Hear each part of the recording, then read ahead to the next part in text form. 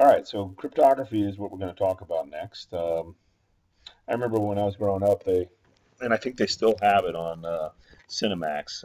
The Tales of the Crypt was something that I would watch from time to time, and um, if you go back and read historically, it, the word crypt comes from a Greek word kryptos, and it is um, the definition is hidden, and then ography is the study of. So the study of how to hide things essentially is how we define cryptography.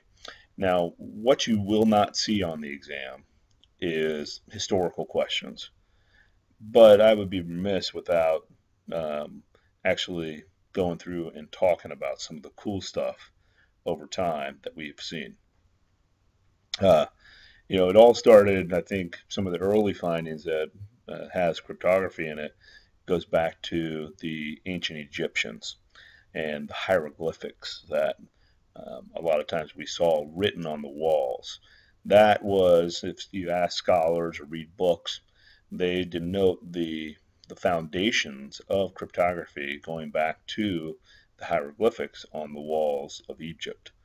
And from that, we start to see and introduce new and curious ways to try to hide information from people that we do not want to see it.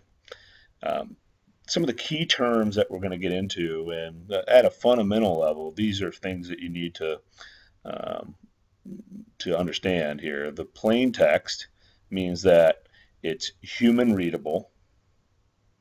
So that means that you and I can take a look at it and we can read it.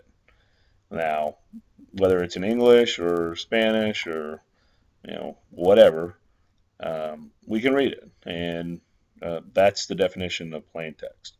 Ciphertext means that, hey, you know what?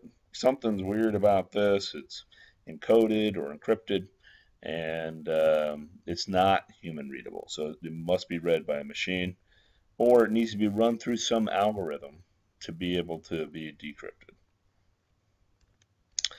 So typically what we see is just a simple way to go through and encrypt. So plain text is encrypted. It becomes ciphertext. Then ciphertext is decrypted, and it becomes plain text. And we do this to try to hide things from people, whether it's in transit or on specific devices, to make sure that our message does not get intercepted and read by our adversaries or even people that we do not want.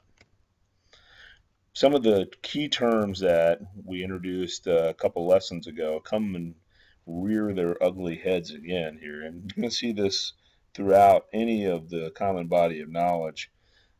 Confidentiality, integrity, and authentication, authorization, and non-repudiation. Now, one of the things that is left out in that CIA triad here is the availability. Because with cryptography, that is the least of our concerns. We're trying to make it so it's not available to everybody. We want it to be confidential. We want it to have integrity and specifically have non-repudiation, which means that where it came from, it cannot be denied. And with the integrity of that object, has it changed?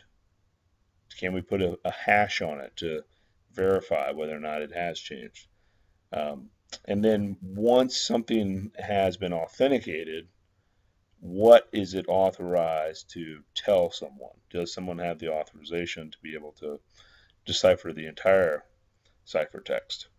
And if so, then go ahead and unencrypt it. If not, then only show them what they need to see.